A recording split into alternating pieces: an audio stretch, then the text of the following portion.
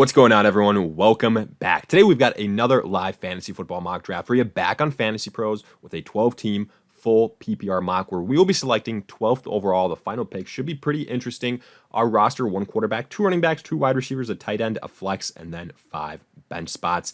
So that's pretty much it. Let's kick this thing off. And while it loads, a quick reminder, if you enjoy, hit that like button, subscribe, give us a follow on Twitter at AllDayPigskin to continue interacting with us there. Let us hear in the comment section you agree, disagree, along with any other questions you guys might have. We'll do our best to answer them all. But with that being said, let's kick this thing off. And before we make our selections, let's check out the draft board. Again, an early draft board considering it is May, but probably for the most part, a draft board that first round talent won't be too much different come August, come September. Maybe by a pick or two, some ADPs will be slightly off or something like that. But I'd say for the most part, the top tier talent is going to stay the top tier talent unless there are injuries, right? So at the 101, we've got Christian McCaffrey. I mean, that's pretty much the consensus, and it's only May, so that tells you all you need to know. Then wide receivers. Now, I will say there's a bigger wide receiver run here than expected. Typically, it's like CeeDee Lamb, Tyreek, Jamar, Justin, and then there's like a gap with Bijan and Breece Hall, and then some more wide receivers. Now, I will say I recently put out my early top 12 wide receiver rankings, and my tier 1 of wide receivers is actually pretty large. So, if you get to that point when you're making a wide receiver run on those top guys, I actually do have Amon-Ra right there. I do have Garrett Wilson there. So by that logic, I don't have an issue with them kind of all going one after the other. I just do think, Bijan or Breece Hall deserve consideration and go a little bit earlier. So I did just want to mention that. In this scenario, we have Bijan before Breece Hall. I think, it's kind of coin flip situation. I personally have Breece ahead of him. But again, I could see why you're a little bit higher on Bijan. Then Garrett Wilson, then A.J. Brown. Would have loved to have nabbed Garrett Wilson here with the last pick in the first round, but not meant to be. So now if I'm looking at the wide receivers, I got to be honest with you guys, I don't love the wide receivers. I think there's a pretty decent drop in, production, in safety, in floor. Like Devontae Adams, I think he's very talented, but I don't know if I'd rather have him over a Jonathan Taylor or a Saquon Barkley, right? Then Marvin Harrison, I'm not that high on the rookie. And then afterwards, I don't think Pittman or Olave or Ayuk, any of these guys afterwards, are as big of slam dunk wide receiver ones. So for that reason, I'm going to go 2 running backs here, and I'm not really going to give it too much more thought afterwards. I'm going to go with Saquon Barkley first. I do like Barkley a lot. And then I'm going to go with Jahmyr Gibbs. I think he gets a little bit of a bump over Jonathan Taylor due to his superior pass catching ability. So immediately we start with Saquon and Jahmyr Gibbs. I like that situation for us. And now, for the most part, we have our starting running backs set, and we will add depth at some point. But now, after going running back, we got to address the other positions, right? So just kind of again pulling up the draft board to see what happened afterwards. Jonathan Taylor, and then that next group of wide receivers: Olave, Devontae, Marvin Harrison, London, Pittman, Ayuk. To me, I always say this: Harrison is ranked way too high. I would rank him lower. Then Josh Allen, way too early for a quarterback. Nico Collins, presuming that he will be the wide receiver 1 in Houston, even with the addition of Stephon Diggs. I'm still a little bit up in the air on that. Kyron Williams, A-Chain, Debo, DJ Moore. I'd have DJ Moore with all those bodies in Chicago. Laporta, good value on Laporta. Then Etienne, Jacobs, Rashad White, the next kind of best available running backs. Then Diggs, Mike Evans, Cooper Kupp, Alvin Kamara, and Jalen Hurts. I think I say this towards the end of the round is when I would be selecting those premier quarterbacks, but I think the quarterback situation is so deep, especially this year, that I'm not in a hurry to nab a quarterback. That's, why I target guys like Kirk Cousins or Aaron Rodgers later on, Justin Herbert, just to throw out a few names. I would have loved if Cooper Kupp was there for me. I do think he's going to return healthier, and that's going to be a difference, right? But instead, the next best available wide receiver, Jalen Waddle, I'm okay with that. I like the upside, and I think playing opposite Tyreek Hill is going to open up a lot of things for him. Other players that you could be considering here, maybe an Amari Cooper, maybe Keenan Allen. But again, I think with Keenan Allen, DJ Moore, and Odunze there, it's kind of a situation where I'd rather pass on it. But what we have seen with the wide receiver position, it's one that is deep.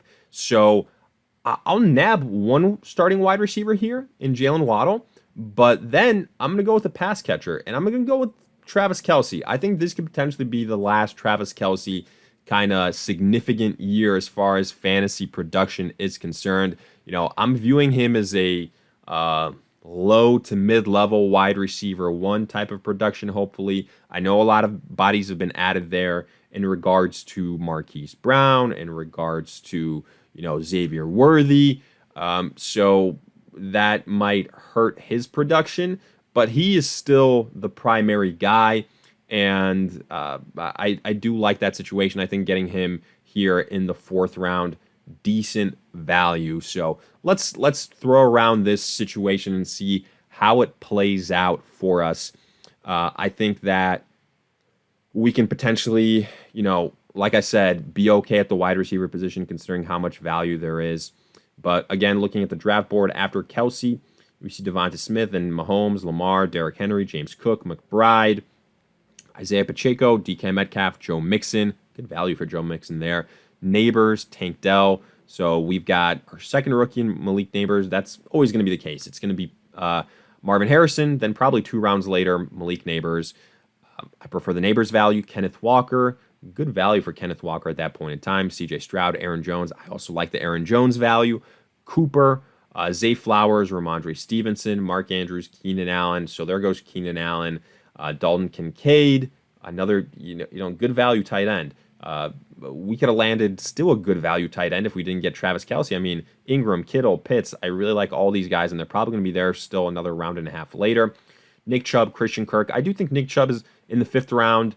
A little bit risky potentially right now because we still don't know how the medicals are going to look. But look, we obviously know the talent, right? So now I'm going for upside. I'm going for guys that I like. And one guy that I do like is George Pickens of the Pittsburgh Steelers. I think he's going to be the number 1 there. Obviously, no more Deontay Johnson. And you've got a quarterback upgrade. You've definitely got a quarterback upgrade with Russell Wilson and or Justin Fields. So I'm going Pickens with my first selection. And then I do believe that I need another wide receiver. So I am between 2 guys at this point in time. I'm between T. Higgins. I am between Terry McLaurin. Those are the top 2 guys. I like a Deontay Johnson later on, Hollywood Brown potentially. If I'm going running back here, I do like somebody, Zamir White's interesting, no more Josh Jacobs, but he hasn't ever really dominated there.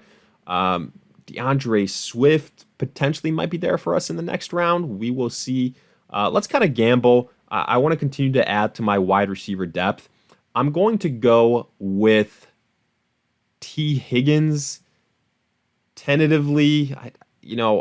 His disappearing acts really do scare me. I'm not going to lie to you guys. But I'm hoping with Tyler Boyd exiting, he's going to really take a grasp of that wide receiver 2 role, kind of like Jalen Waddle has opposite Tyreek Hill. So we go with T. Higgins as our flex play. And now let's see what happens here with the next couple of selections if we lost out on some targets or if we got lucky. So David Montgomery, Hollywood Brown in the 6th round. I'm not used to that. And ahead of Rashee Rice, so maybe some of those off-the-field issues. Pitts, Richardson, Kyler Murray, Evan Ingram, James Conner, Zamir White, Kittle, Ferguson. So then there go the rest of the tight ends. Odunze, Raheem Mostert, the next kind of big rookie name in Odunze, Raheem Mostert, Burrow. Wow, Deontay Johnson. The value creeping up. And Terry McLaurin dropped way too much. So I said it with Deontay Johnson. I was really hoping I can get him in the next round. I think he's really good and really undervalued. In fact, I talked about how undervalued he is in a previous video. But yeah, I said you give it some time, his ADP will skyrocket. And maybe this is the start. Then Dak Prescott, Terry McLaurin, Tony Pollard. Would have loved if I could grab Tony Pollard or DeAndre Swift. Wasn't meant to be. Ladd McConkey, that fourth rookie wide receiver, followed by Calvin Ridley. So now looking at our cheat sheet, honestly, the wide receivers that I really like are kind of gone. So at this point in time, I'm going to pivot, and I'm going to pivot to, looking at the names here, probably a running back. I'm looking at the potential running back options. Jalen Warren, Najee Harris. I don't want a running back by committee. I really, really do not. So I'm going to steer away from that situation. We all lived that experience last year, right? Javonte Williams, I just think there's way too many people in Denver, so I'm going to avoid that situation. Spears in Tennessee, Tony Pollard's there, Brian Robinson in Washington. You've kind of got to, split backfield there with him and Austin Eckler. And in PPR, you can make the case that Austin Eckler is the preferred option. So we are in a tough spot here. I'm not going to lie to you guys. We could go quarterback, and maybe that's what we'll do here. I like a Caleb Williams as far as upside is concerned. He's in an absolutely loaded offense. If you believe the hype, Caleb Williams here isn't the worst pick. Brock Purdy, obviously coming off a sensational year, but can you duplicate that? How much of that was that offense and the scheming? It's going to be interesting. I'm going to go for upside here. I'm going to go with Caleb Williams at quarterback with my first pick. And then, excuse me, I'm going to add another quarterback later on. It says it's a reach, but I'm not really too worried about it. I can make the argument that everyone here is a reach when I look at my roster and the way it's constructed at this point in time. So here, what I'm going to do is probably add one of these running backs. I don't love the situation. Like, I'm looking at these names. Jonathan Brooks, I still think the way Carolina's constructed that running back room, that he might not be available immediately. I've heard some whispers about Najee Harris being potentially traded. So, keep an eye out for that. I think probably we go with Brian Robinson and assume that Austin Eckler is just the secondary running back there. So let's go with Brian Robinson. We need depth, so I'm just going to scoop him up.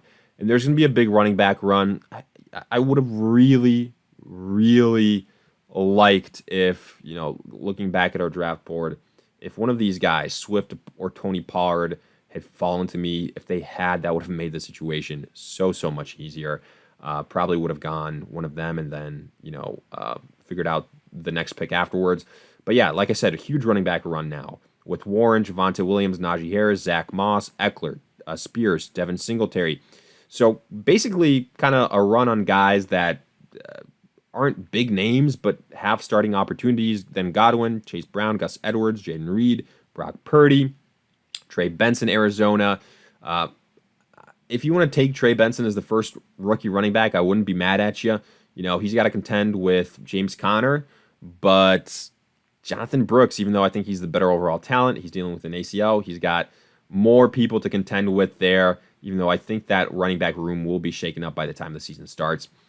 So speaking of that running back room, Chuba Hubbard, there goes Blake Corum with the Rams, Jerome Ford, Charbonnet. Now you see TJ Hawkinson and Dallas Goedert, the kind of next best available tight ends. I was potentially thinking about TJ Hawkinson as a guy that, I could stash away once he returns back from injury, something like that. And then in case of emergency, if Kelsey really struggles. Here, I'm looking at the options: Jordan Addison, DeAndre Hopkins. Hopkins is going to have Calvin Ridley contend with him. Jordan Addison is going to have, obviously, playing alongside Justin Jefferson when TJ Hawkinson comes back. So interesting situation. I'm looking at these other wide receivers. Nobody is like a slam dunk at this point. I think that, I'm going to go with the high upside. I'm going to go with the young guy. I'm going to go with Jordan Addison here. I feel better taking him now as opposed to 2 rounds ago type of deal. So let's go Brian Robinson and then make one more selection. Looking at these names, tight end, Dalton Schultz as a potential backup to Travis Kelce in case something happens. I think we could maybe do that. Let's look at where he ranks. 14th over here. There's a chance that he might go, right? So what I'm going to do is, let's just go ahead and draft him. Brock Bowers, he's got to compete with Mayer, so that's also something to consider. I don't think we're going to see too many quarterbacks here, but let's see if I'm wrong. Only one quarterback went, and we will be able to get the quarterback that we wanted. So, it was just, again, the last couple of rounds, a bunch of running backs that you're hoping for high upside. And then, again, the value on the wide receiver is still good. Like, there's going to be weeks when Tyler Lockett performs. Christian Watson hopefully comes back and produces. But now I'm looking at these names, Mitchell in Baltimore. I mean, Derrick Henry's there, so it's going to be a tough time me endorsing him. I'm looking at the names. I'm passing on these running backs. I'm not excited about really any of them at this point in time. Wide receivers, there's more upside here. But first, I'm going to get the quarterback that I really like in Aaron Rodgers. I've been saying it. I'm very, very high on Aaron Rodgers, and I'm adding him here as a backup, so I don't really care. Tight end, we've already gotten taken care of. So wide receiver, one last wide receiver. Which one will we go with? High upside. I'm looking at the names. Cortland Sutton in Denver. Jerry Jeudy no longer there. So that's a situation to monitor. And he could be the kind of lone guy, the top-notch dude. Mike Williams got to contend with Garrett Wilson, Josh Downs.